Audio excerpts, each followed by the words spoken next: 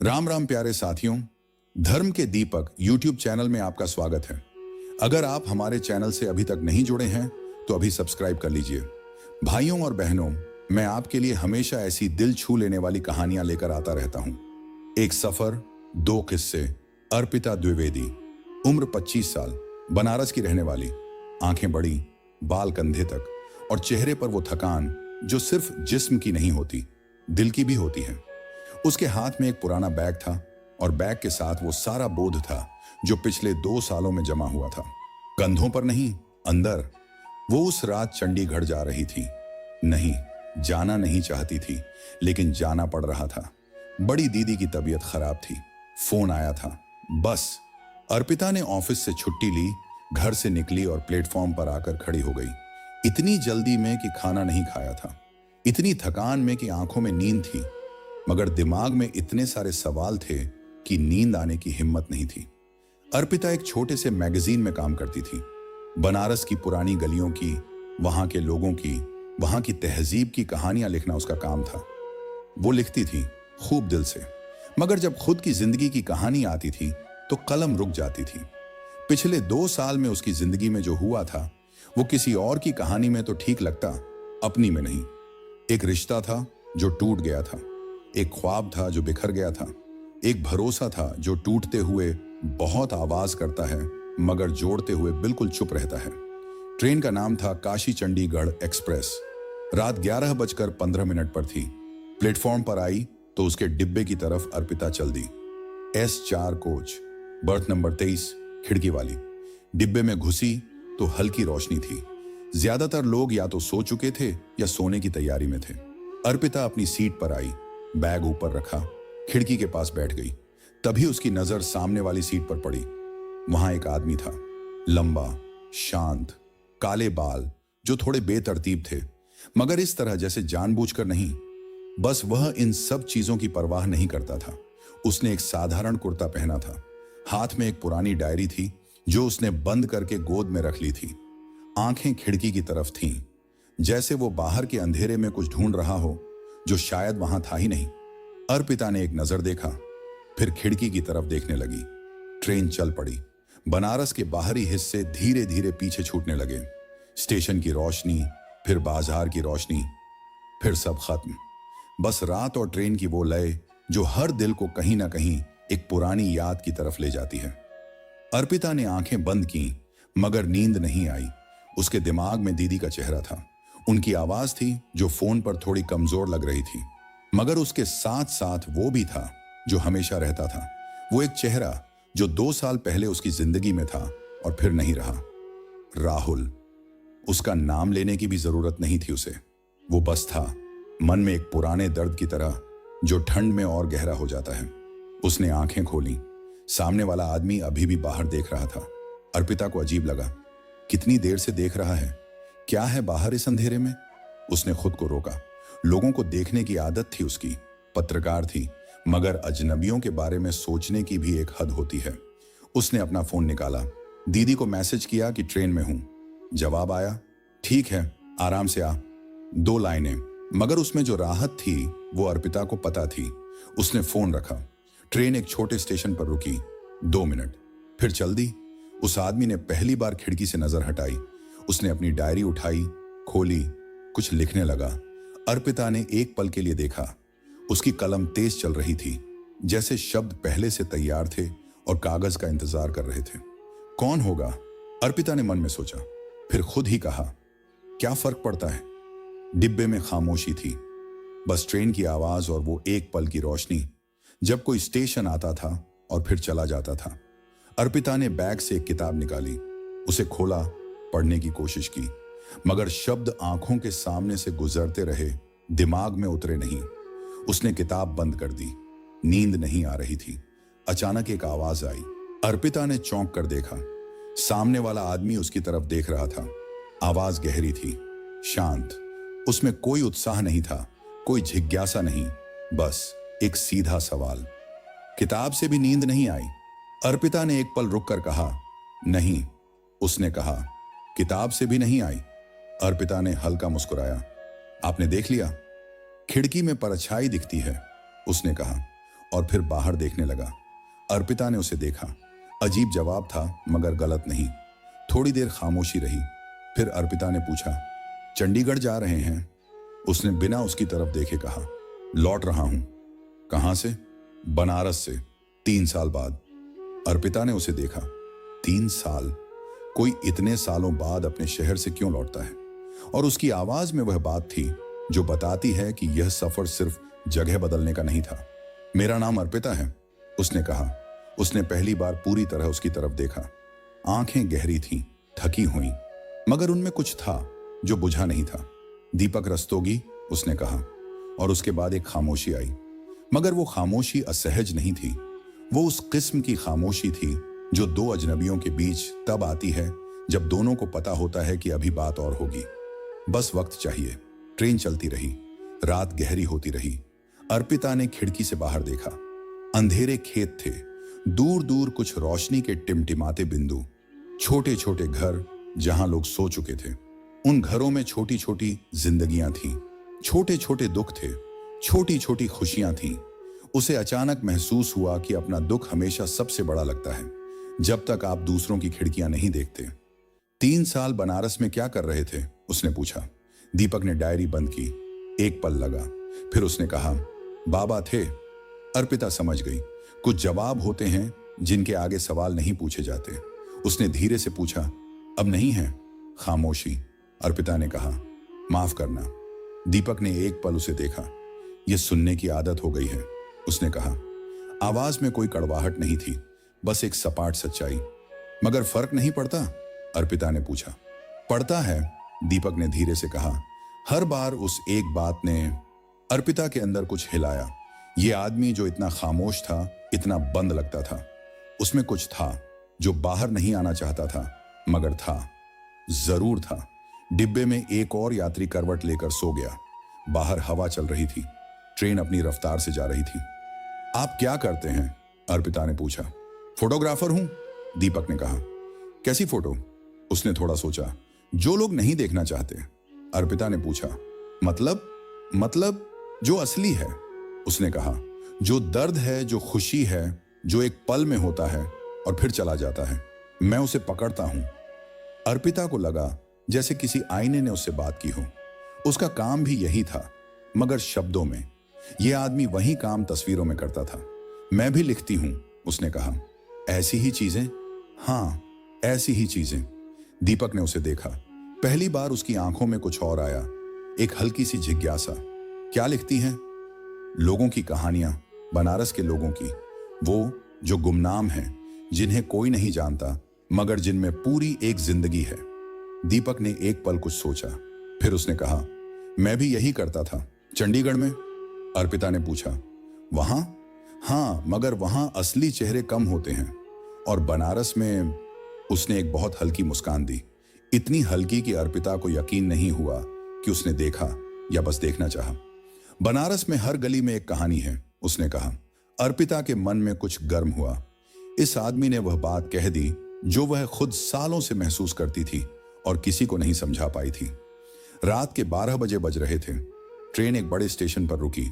कुछ लोग उतरे, कुछ चढ़े, मगर S4 में वहीं 2 थे, और वो खामोशी जो अब थोड़ी और आरामदेह हो गई थी। अर्पिता ने बाहर देखा। स्टेशन की रोशनी में एक बुजुर्ग आदमी एक छोटी बच्ची का हाथ थामे प्लेटफॉर्म पर चल रहा था। बच्ची की आंखें नींद से बंद हो रही थीं, मगर चल रही थीं। दादा की उंगली थामे अर्पिता की आंखें उस पर टिकी रहीं। फिर ट्रेन चल दी। उसने महसूस किया कि उसके गालों पर कुछ था। आंसू? उसने जल्दी से पूछे। ठीक है, दीपक की आवाज आई। अर्पिता ने मुड़कर देखा। उसकी आंखें थीं, सवालिया नहीं, बस देखती हुई। हां, अर्पिता ने कहा, बस कुछ याद आ गया। दीपक ने कुछ नहीं कहा। अर्पिता ने एक गहरी सांस ली। मेरे नाना थे, उसने कहा। उनकी याद नहीं थी, मुझे उस बुजुर्ग आदमी को देखकर आ गई। दीपक ने उस खाली स्टेशन की तरफ देखा जो पीछे छूट चुका था। जो लोग जाते हैं, उसने धीरे से कहा, वे हमेशा किसी न किसी में दिख जाते हैं। अर्पिता ने उसे देखा, और उस एक वाक्य में इतना कुछ था कि अर्पिता के पास जवाब नहीं था। रात की ट्रेन चलती रही, और 2 अजनबी जो बस कुछ देर पहले तक बिल्कुल अजनबी थे, अब उस खामोशी में थे जो सिर्फ उन दो लोगों के बीच होती है जिन्हें बात करना हो, बस शुरुआत का इंतजार हो। रात के 1 बजे ट्रेन में एक अजीब सा जादू होता है। जब ज्यादातर लोग सो जाते हैं, जब खिड़की के बाहर सिर्फ अंधेरा होता है और अंदर बस हल्की नीली रोशनी, तब एक ऐसा पल आता है जब जुबान खुल जाती है उन बातों के लिए जो दिन में कहना मुमकिन नहीं होता। उन बातों के लिए जो उन लोगों से होती हैं जिन्हें कल याद नहीं रखना, या शायद याद रखना होता है लेकिन इस वक्त वे अजनबी होते हैं। अर्पिता ने अपने बैग से एक छोटी सी थर्मस निकाली, घर से भरकर लाई थी। चाय। उसने कप खोला, भाप उठी। उसने दीपक की तरफ देखा। चाय लेंगे? दीपक ने उसे देखा। एक पल रुका। एक कप है एक, मगर 2 बार काम आ सकता है। अर्पिता ने हल्के से कहा, मैंने पहले लिया, फिर आप लेना। दीपक ने उसे देखा। उसकी आंखों में कुछ था, जैसे साधारण बात ने उसे कहीं छू लिया हो। ठीक है, उसने कहा। अर्पिता ने चाय पी। गर्म थी, लौंग और अदरक की। मां ने बनाई थी रात को। उसने थर्मस दीपक की तरफ बढ़ाई। दीपक ने एक घूंट लिया, फिर एक पल रुका। अदरक ज्यादा है, उसने कहा। हां, अर्पिता ने कहा, मेरी मां कहती हैं, अदरक जितना ज्यादा, नींद उतनी कम और बात उतनी ज्यादा। दीपक के होंठों पर एक हल्की मुस्कान आई। इस बार अर्पिता ने पूरी तरह देखा। वो मुस्कान थी। आपकी मां सही है, उसने कहा। अर्पिता हंसी, छोटी सी हंसी, मगर उस डिब्बे में वो हंसी एक रोशनी की तरह थी। थर्मस वापस आई। दीपक ने डायरी फिर से खोली।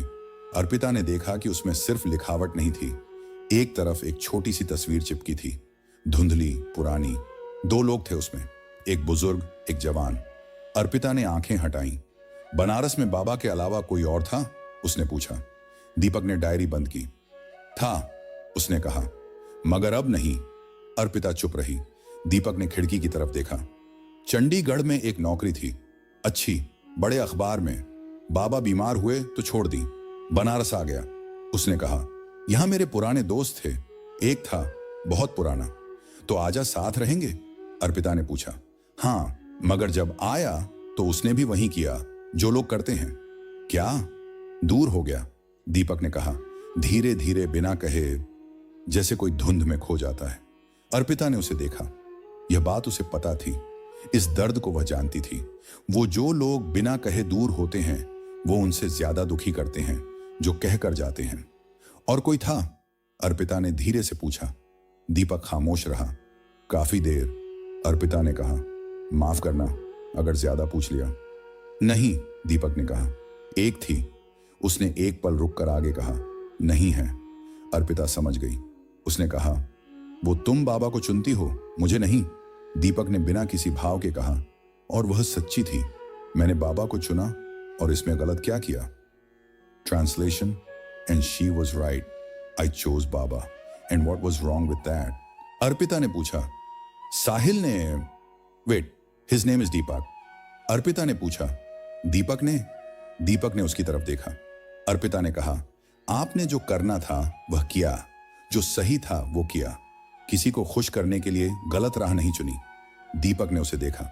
लंबे समय तक यह बात किसी ने नहीं कही, उसने कहा, क्योंकि लोग जो आसान हैं वह कहते हैं। अर्पिता ने कहा, तुम गलत थे, यह कहना आसान है। तुम सही थे, यह कहने के लिए थोड़ा दिल चाहिए। दीपक ने आंखें खिड़की की तरफ कर ली, मगर अर्पिता को लगा कि वह देख नहीं रहा था, वो महसूस कर रहा था। रात और गहरी हुई। ट्रेन एक छोटे से स्टेशन से गुजरी, बिना रुके। प्लेटफॉर्म पर सिर्फ एक बत्ती जल रही थी। उसके नीचे एक कुत्ता सोया था। आपकी कहानी क्या है? दीपक ने अचानक पूछा। अर्पिता ने उसे देखा। मेरी? हां, आप सबकी कहानियां लिखती हैं। अपनी कहानी क्या है? अर्पिता ने मुस्कुराने की कोशिश की, मगर मुस्कान पूरी नहीं बनी। मेरी कहानी बहुत साधारण है। साधारण कहानियां सबसे ज्यादा असाधारण होती हैं, दीपक ने कहा। अर्पिता ने खिड़की की तरफ देखा। बाहर अंधेरा था, खेत थे और दूर एक नदी की चमक थी। चांद की रोशनी में एक रिश्ता था, उसने धीरे से कहा। 2 साल का। मुझे लगा था यह हमेशा रहेगा। उसने एक पल रुककर कहा। उसने कहा कि तुम बहुत ज्यादा सोचती हो, बहुत ज्यादा महसूस करती हो। उसके साथ रहना थकाने वाला है। दीपक ने उसे देखा। अर्पिता ने हंसने की कोशिश की। शायद वह सही था। नहीं था, दीपक ने कहा, बिना रुके। अर्पिता ने उसे देखा। जो इंसान ज्यादा महसूस करता है वो दुनिया का सबसे जरूरी इंसान होता है। जो थकता है उसमें कमजोरी उसकी है, तुम्हारी नहीं। अर्पिता की आंखें भर आईं। उसने जल्दी से दूसरी तरफ देखा। दीपक ने नहीं कहा रो मत। उसने नहीं कहा ठीक है सब कुछ ठीक हो जाएगा। उसने कुछ नहीं कहा, बस वहां रहा, उसी खामोशी में जो अर्पिता को पता थी कि वो खाली नहीं है। थोड़ी देर बाद अर्पिता ने आंखें पोंछी। माफ करना, उसने कहा। क्यों? दीपक ने पूछा। अजनबी हो, सफर में रोना ठीक नहीं। अजनबी के सामने ही रोया जाता है। दीपक ने उसे देखा। अपनों के सामने नहीं रो पाते, डर लगता है। अर्पिता ने उसे देखा और इस बार वह शब्द उसके अंदर कहीं बहुत गहरे उतरे। कितना सच था यह। वो बनारस में रोई नहीं, मां के सामने नहीं, दोस्तों के सामने नहीं, पर यहां इस रात की ट्रेन में एक अजनबी के सामने सब निकल आया। चंडीगढ़ क्यों जा रही हो? दीपक ने पूछा। दीदी बीमार हैं। और आप? मैं ठीक हूं। वो नहीं पूछा, दीपक ने कहा। यह पूछा कि आप जाना चाहती थी या जाना था। अर्पिता ने उसे देखा। लंबे समय तक जाना था, उसने सच कहा। मैं कहीं नहीं जाना चाहती थी, मगर जाना था। कभी कभी जो जगह हम नहीं जाना चाहते वहां हमें जाना होता है, दीपक ने कहा। इसीलिए? हाँ, क्योंकि वहां कुछ होता है जो हमारा इंतजार कर रहा होता है। कोई खबर, कोई बात, कोई पल। अर्पिता ने उसे देखा। यह आदमी कम बोलता था, मगर जब बोलता था तो ऐसे बोलता था जैसे हर शब्द तराशा हुआ हो। रात के 2 बजे बज रहे थे। डिब्बे में एक बच्चा सो गया था। उसकी मां उसके बाल सहला रही थी। अर्पिता ने उस दृश्य को देखा। आपने तस्वीरें कहां खींची हैं? उसने दीपक से पूछा। दीपक ने थोड़ा सोचा। कश्मीर, राजस्थान, उड़ीसा के मछुआरे, मणिपुर के गांव। उसने कहा जहां असली चेहरे थे। अर्पिता चुप रही। दीपक ने कहा उस आखिरी हफ्ते जब वो बहुत कमजोर थे। एक शाम वो बाहर बरामदे में बैठे थे। धूप थी, उनकी आंखें बंद थीं। चेहरे पर एक ऐसी शांति थी जो मैंने पहले कभी नहीं देखी।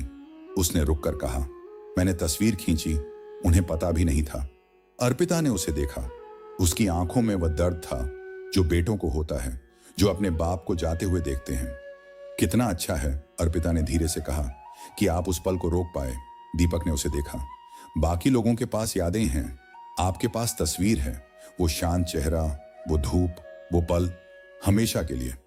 अर्पिता की आंखें पल भर के लिए नीचे हुईं, फिर ऊपर। हाँ, उसने धीरे से कहा।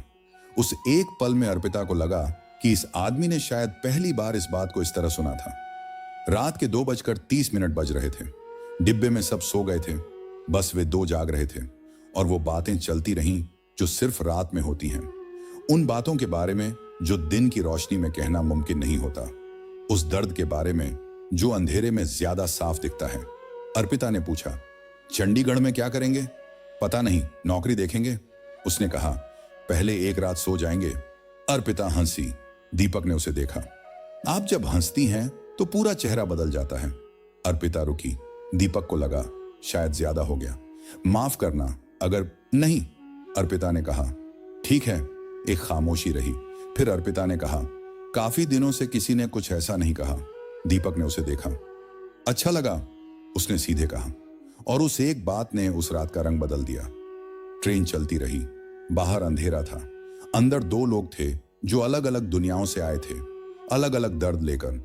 मगर उस एक रात में, उस एक डिब्बे में, एक दूसरे के पास बैठकर कुछ ऐसा हुआ जिसे नाम देना मुमकिन नहीं था। बस यह था कि दोनों थोड़ा कम अकेले थे, और कभी कभी यही काफी होता है। रात के 3 बजे एक ऐसा वक्त होता है जब दुनिया एकदम ठहर जाती है। न पूरी रात, न पूरी सुबह। एक ऐसा पल जो बीच में लटक रहता है, जैसे कोई सांस रोककर खड़ा हो, जैसे वक्त ने खुद फैसला किया हो कि अभी कुछ देर के लिए रुक जाता हूं। इन 2 लोगों को थोड़ा और वक्त दे देता हूं, क्योंकि जो हो रहा है वो खत्म नहीं होना चाहिए। ट्रेन की खिड़की से बाहर देखो तो सिर्फ अंधेरा था, मगर वह अंधेरा डरावना नहीं था। वो अंधेरा उस चादर जैसा था जो दुनिया को थपकी देकर सुला देती है। और उस चादर के नीचे, उस नीली रोशनी वाले डिब्बे में अर्पिता और दीपक अभी भी जाग रहे थे। अर्पिता ने एक लंबी सांस ली। आपको नींद नहीं आती? उसने पूछा। दीपक ने खिड़की से नजर हटाकर उसकी तरफ देखा। आती है, मगर आज नहीं। क्यों? उसने एक पल सोचा। जब कोई बात करने वाला हो तो नींद बाद में आती है। अर्पिता के मन में कुछ हुआ। इस आदमी ने कितनी सीधी बात कह दी, बिना किसी लपेट के, जैसे उसे पता हो कि झूठ बोलने में समय बर्बाद होता है। बनारस में कितने समय से ठीक से नहीं सोए थे? उसने पूछा। दीपक ने एक छोटी सी हंसी दी, पहली बार पूरी हंसी। पिछले 6 महीनों में शायद ठीक से नहीं सोया। बाबा की तकलीफ थी। हाँ, रात को उठते थे, दर्द होता था, मैं पास रहता था। अर्पिता ने उसे देखा। यह आदमी जो इतना खामोश था, इतना बंद लगता था, उसने 3 साल में अपनी नौकरी, अपना शहर, अपनी जिंदगी सब छोड़ दिया, सिर्फ इसलिए कि रात को किसी बुजुर्ग के पास रह सके। आप बहुत अच्छे इंसान हैं, अर्पिता ने कहा। दीपक ने उसे देखा। नहीं, हाँ, नहीं, उसने दोबारा कहा। मैंने वह किया जो करना था, इसमें अच्छाई नहीं, यह फर्ज था। फर्ज जो लोग निभाते हैं वह अच्छे होते हैं, अर्पिता ने कहा, क्योंकि आजकल फर्ज निभाना भी एक विकल्प हो गया है। दीपक चुप रहा। अर्पिता ने आगे कहा, जानती हूं कितने लोग हैं जो बहाने बनाते हैं, काम है, दूर हूं, बाद में आता हूं, और आप थे जो सब छोड़कर आ गए। दीपक ने खिड़की की तरफ देखा। उसकी आंखों में वह छाया थी जो तब आती है जब कोई बात आपको अंदर से हिला दे। उन्होंने एक बार कहा था, दीपक ने धीरे से कहा, बाबा ने आखिरी महीने में जब थोड़ा बेहतर थे, उन्होंने कहा था, दीपक, तेरी वजह से जिंदगी के आखिरी दिन ठीक से गए। अर्पिता की सांस रुक गई। बस यही काफी था, दीपक ने कहा। सब छोड़ने का हिसाब उसे एक बात से हो गया। अर्पिता की आंखें भर आईं, मगर इस बार रोई नहीं, बस उस बात को अंदर उतरने दिया। थोड़ी देर खामोशी रही, फिर अर्पिता ने कहा, जब वो गए तो आप कहां थे? पास, दीपक ने एक शब्द में कहा। अर्पिता ने सिर हिलाया। उनका हाथ थामे हुए थे? उसने आगे कहा। वो आंखें बंद करके लेटे थे, सांस धीमी हो रही थी, और मैं बस वहां था, कुछ नहीं कर सकता था, कुछ नहीं कहा, बस था। कभी कभी बस वहां होना ही सबसे बड़ी बात होती है, अर्पिता ने कहा। दीपक ने उसकी तरफ देखा। उसकी आंखों में कुछ था, कोई शब्द नहीं था उसके पास, मगर उस देखने में सब था। ट्रेन एक लंबे पुल से गुजरी, नीचे नदी थी। रात में नदी का पानी काला था, मगर उसमें चांद की परछाई थी, टूटी हुई, बिखरी हुई, मगर थी। अर्पिता ने उसे देखा। जानते हो, उसने कहा, नदी में चांद टूटा हुआ दिखता है। दीपक ने उसे देखा। मगर चांद टूटा नहीं होता, पानी हिलता है, इसलिए परछाई टूटती है। अर्पिता ने कहा, हम भी ऐसे हैं, हम टूटे नहीं होते, बस हम जिस पल में होते हैं वो हिल रहा होता है। दीपक ने नदी की तरफ देखा, फिर उसने धीरे से कहा, यह आपने सोचा या पहले से लिखा हुआ था? अर्पिता हंसी। अभी सोचा तो इसे लिखना चाहिए। क्यों? क्योंकि जो बात एक पल में आती है वो सबसे सच्ची होती है, दीपक ने कहा। सोचकर लिखी हुई बात में दिमाग होता है, पल में लिखी हुई बात में दिल होता है। अर्पिता ने उसे देखा। यह आदमी तस्वीरें खींचने का काम करता था, मगर वह शब्दों को भी उसी तरह समझता था जैसे रोशनी और छाया को। उसने अपनी डायरी निकाली। यह बात लिख ली। दीपक ने उसे लिखते हुए देखा। आप हमेशा 60 डायरी लेकर चलती हैं? उसने पूछा। हमेशा, अर्पिता ने कहा। जब भी कुछ अच्छा लगता है लिख लेती हूं, और बुरा लगे तो वह भी लिखती हूं। बुरा लिखने से थोड़ा हल्का हो जाता है। मेरे लिए तस्वीर है वही, दीपक ने कहा। जब कुछ बुरा होता है मैं कैमरा उठाता हूं, तस्वीर खींचता हूं, कुछ भी, सड़क, पेड़, बारिश, उस पल को किसी तरफ मोड़ देता हूं। अर्पिता ने उसे देखा। यह बहुत अच्छी बात है। क्यों? क्योंकि आप दर्द को भीतर नहीं रखते, उसे बाहर निकाल देते हैं, किसी न किसी रूप में। दीपक ने उसे देखा। और आप? अर्पिता ने एक पल सोचा। मैं पहले रोती हूं, फिर लिखती हूं, उसने हल्का मुस्कुराकर कहा। 2 कदम का रास्ता है मेरा। दीपक के होंठों पर एक मुस्कान आई, वो मुस्कान जो धीरे धीरे उसके चेहरे पर जगह बना रही थी। रात के 4 बजे बज रहे थे। अर्पिता को पहली बार थोड़ी नींद का एहसास हुआ, मगर वह चाहती नहीं थी कि यह रात खत्म हो। अगर उस दिन राहुल ने वो नहीं कहा होता, दीपक ने अचानक पूछा। अर्पिता ने उसे देखा। राहुल का नाम उसने दीपक को नहीं बताया था। मैंने नाम नहीं बताया था, अर्पिता ने कहा। दीपक ने एक पल रुककर कहा, माफ करना, आपने कहा था उस रिश्ते के बारे में। अर्पिता को याद आया, उसने राहुल का नाम नहीं बताया था, मगर जब दीपक ने कहा, उसे अजीब नहीं लगा। जैसे उस रात वे दोनों इतनी बातें कर चुके थे कि नाम की जरूरत नहीं थी, जैसे दीपक जानता था। हाँ, उसका नाम राहुल था। अर्पिता ने खुद बताया था। उसने कहा, अब नहीं है, मेरी जिंदगी में नहीं। दीपक ने सिर हिलाया। अगर वो नहीं हुआ होता? अर्पिता ने उसके सवाल का जवाब देते हुए कहा, तो शायद मैं वो नहीं लिखती जो अब लिखती हूं। मतलब यह कि जो दर्द हुआ उसने मुझे ज्यादा गहरा बनाया, अर्पिता ने कहा। पहले मैं ऊपर ऊपर की बातें लिखती थी, त्योहार, रंग, भीड़, मगर उसके बाद से मैं लोगों के अंदर देखने लगी, उनके दर्द में, उनकी खामोशी में। उसका जाना जरूरी था अर्पिता, उसने धीरे से कहा, मुझे बनाने के लिए। दीपक ने उसे सुना, तो वो जाना जरूरी था? अर्पिता ने धीरे से कहा, मुझे बनाने के लिए। सोचना बहुत मुश्किल है, दीपक ने कहा। हाँ, अर्पिता ने कहा, 2 साल लगे यह सोचने में, और अब ठीक हूं, उसने कहा, फिर रुकी। ज्यादातर। दीपक ने उस एक शब्द को सुना, ज्यादातर। उसमें जो बचा हुआ दर्द था वो दिख रहा था, जो ज्यादातर में नहीं आता। उसने धीरे से कहा, वो क्या है? अर्पिता ने खिड़की से बाहर देखा। रात को, उसने कहा, जब अकेली होती हूं और लिखना बंद हो जाता है और बाहर खामोशी होती है, तब लगता है कि कोई होना चाहिए, कोई जो पास हो, सिर्फ पास। उसने एक पल रुककर कहा, यह नहीं होता, और यह नहीं होना कभी कभी बहुत ज्यादा लगता है। डिब्बे में खामोशी थी, बाहर अंधेरा था। दीपक ने कुछ नहीं कहा, मगर उसने अपनी डायरी उठाई और उसमें कुछ लिखा। फिर उसने वह पन्ना फाड़ा और अर्पिता की तरफ बढ़ाया। अर्पिता ने उसे देखा, फिर कागज लिया। उस पर हाथ से साफ अक्षरों में लिखा था, जो रात को अकेलापन आता है वो सबसे ईमानदार होता है। वो बताता है कि तुम्हें किसी की जरूरत है, और जिसे जरूरत है वो अधूरा नहीं, पूरा होता है, क्योंकि वह जानता है कि उसे क्या चाहिए। अर्पिता ने पढ़ा, 1 बार, 2 बार। उसकी आंखें भर आईं, मगर इस बार आंसू नहीं आए, बस एक गर्माहट थी जो अंदर से उठी। उसने दीपक की तरफ देखा। आपने ये अभी लिखा? उसने पूछा। हाँ, इतनी जल्दी? जो सच होता है वह जल्दी निकलता है, दीपक ने कहा। अर्पिता ने उस कागज को अपनी डायरी में रख लिया। ट्रेन की रफ्तार थोड़ी धीमी हुई। एक बड़ा स्टेशन आ रहा था, मथुरा। रात के 4:20। कुछ लोग उठे, हलचल हुई, मगर अर्पिता और दीपक उसी जगह रहे। स्टेशन गुजर गया। अर्पिता ने पूछा, चंडीगढ़ में कहाँ रहेंगे? एक दोस्त है पुराना, उसके यहां कुछ दिन, उसने सच कहा। और फिर पता नहीं, पहली बार जिंदगी में नहीं पता कि आगे क्या है। डर लगता है।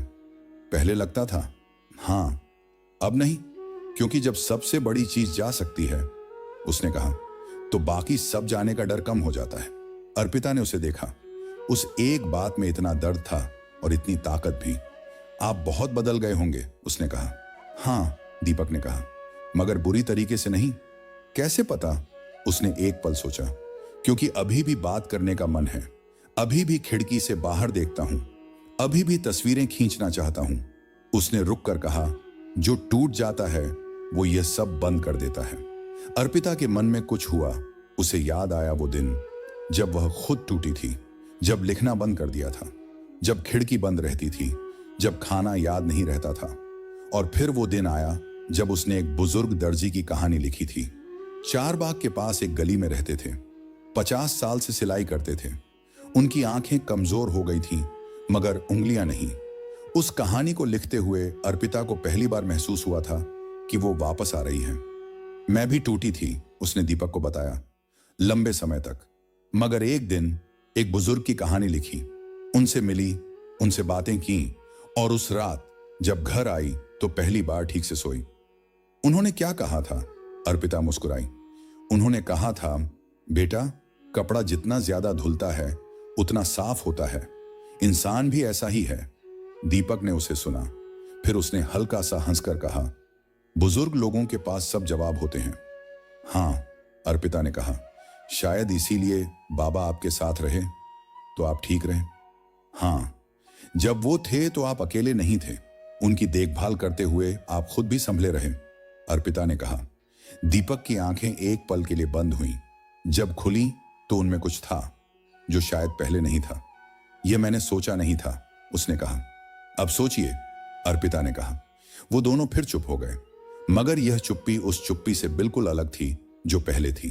जब ट्रेन बनारस से निकली थी और दोनों अजनबी थे।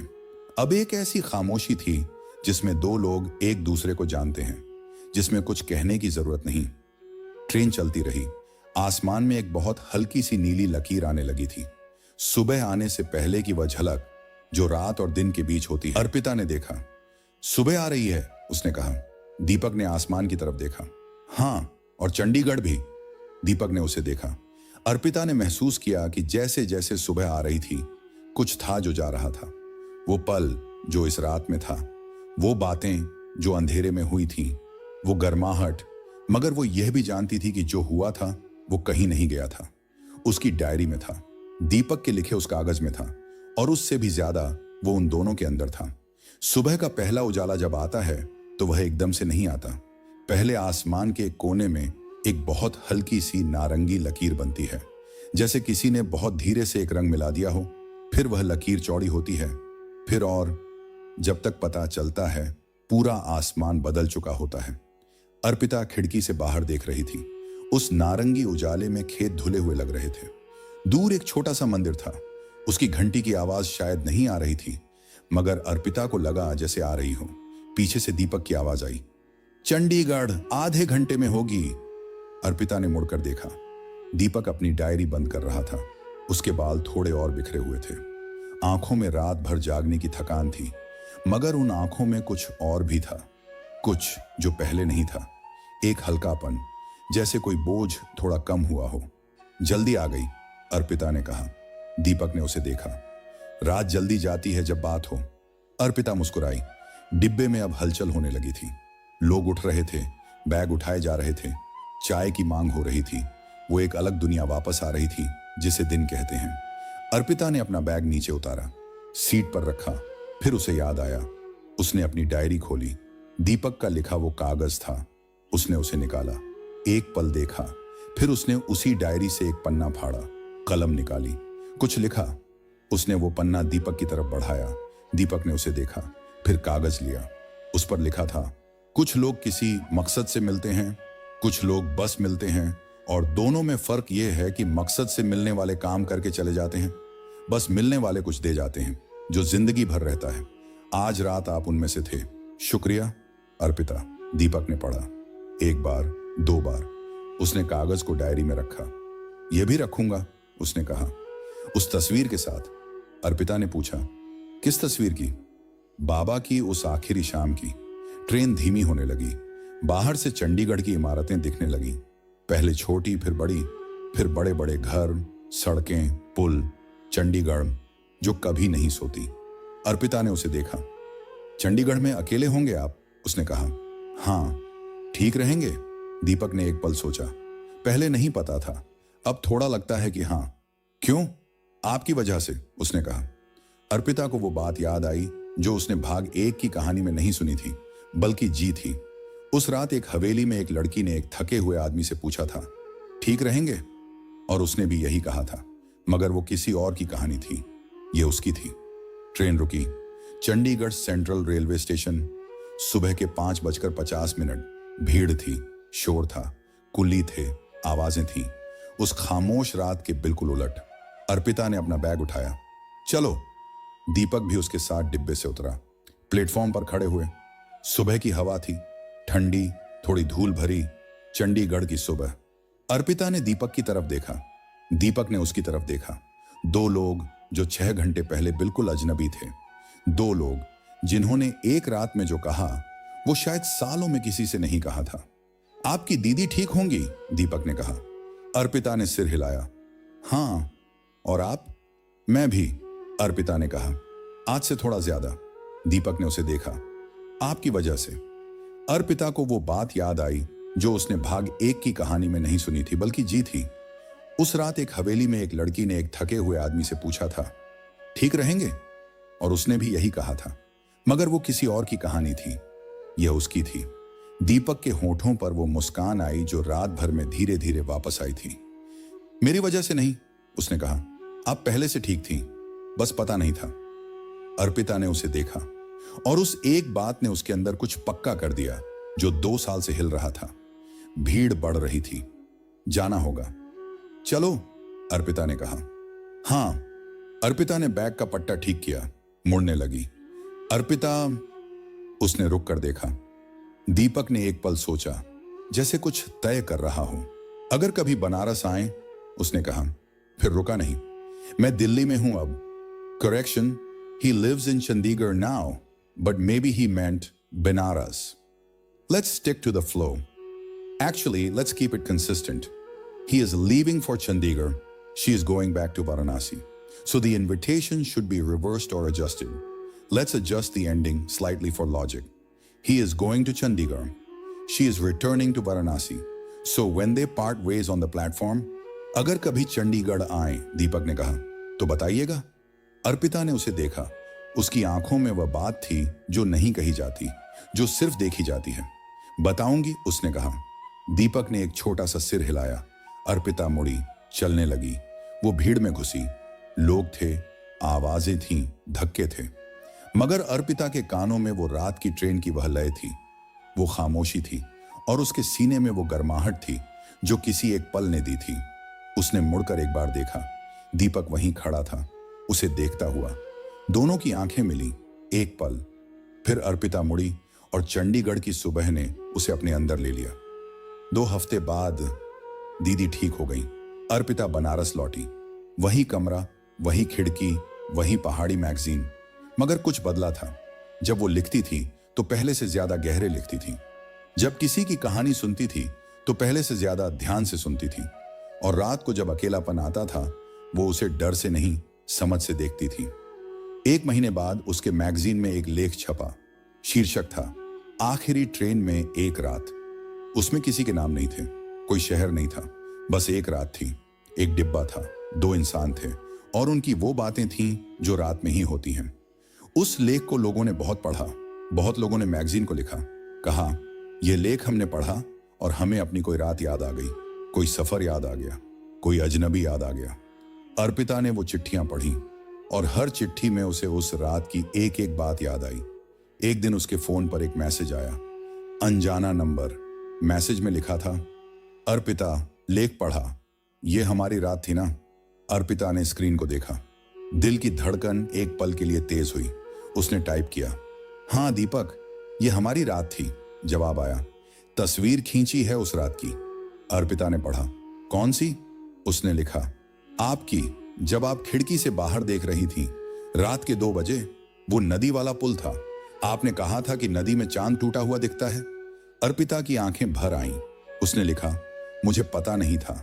साहिल ने लिखा, करेक्शन, दीपक ने लिखा, जो पल सबसे असली होते हैं वह तब आते हैं जब पता नहीं होता। अर्पिता ने उस मैसेज को पढ़ा। फिर उसने अपनी डायरी निकाली। वह कागज निकाला, दीपक का लिखा हुआ। जो रात को अकेलापन आता है वो सबसे ईमानदार होता है। उसने उस कागज को हाथ में लिया। फिर उसने दीपक को लिखा, वो तस्वीर भेजेंगे? Send me the photo. थोड़ी देर बाद एक तस्वीर आई। अर्पिता ने उसे खोला। वो थी खिड़की के पास। बाल थोड़े बिखरे, बाहर अंधेरा था और उसकी आंखें दूर नदी पर थीं। उस चेहरे पर एक ऐसी शांति थी जो अर्पिता ने खुद अपने चेहरे पर कभी नहीं देखी थी। वो शांति जो तब आती है जब आप किसी के पास होते हैं, सच में पास। अर्पिता ने तस्वीर को देर तक देखा। फिर उसने लिखा, यह मैं हूं। दीपक ने लिखा, हां, आप जब असली होती हैं तब की। अर्पिता की आंखों में आंसू थे मगर होठों पर मुस्कान थी। उसने लिखा, शुक्रिया। दीपक ने लिखा, शुक्रिया आपका? किस बात का? उसने लिखा, उस रात के लिए, उस चाय के लिए, उस नदी वाली बात के लिए और इस लेख के लिए जिसने मुझे याद दिलाया कि वो रात थी। अर्पिता ने स्क्रीन को देखा। फिर उसने लिखा, अगली बार जब चंडीगढ़ आऊं मिलेंगे। जवाब तुरंत आया, रास्ता निकाल लीजिए। अर्पिता ने वो मैसेज पढ़ा और उस एक लाइन में उसे कुछ महसूस हुआ, कुछ जो शुरू हो रहा था, कुछ जिसका नाम अभी नहीं था मगर था, जरूर था। उसने फोन रखा, खिड़की की तरफ देखा। बनारस की शाम थी, धूप ढल रही थी, शहर की आवाजें थीं, कहीं अजान थी, कहीं मंदिर की घंटी। बनारस की वह तहजीब जो अर्पिता को हमेशा से घर जैसी लगती थी। उसने डायरी खोली, लिखने लगी, कुछ सफर सिर्फ एक जगह से दूसरी जगह नहीं जाते, कुछ सफर आपको खुद से मिलाते हैं। एक रात की ट्रेन थी, एक अजनबी था और उस एक रात ने वो दिया जो 2 साल का वक्त नहीं दे पाया था। मैं टूटी हुई थी। मैंने माना नहीं था। वो अकेला था। उसने सोचा नहीं था कि बदलेगा। मगर रात के उस डिब्बे में, उस धीमी रोशनी में, जब दुनिया सो गई थी और बाहर बस अंधेरा था, 2 इंसान मिले थे, बिना किसी मकसद के, बिना किसी इरादे के, और उस मिलने ने सब बदल दिया।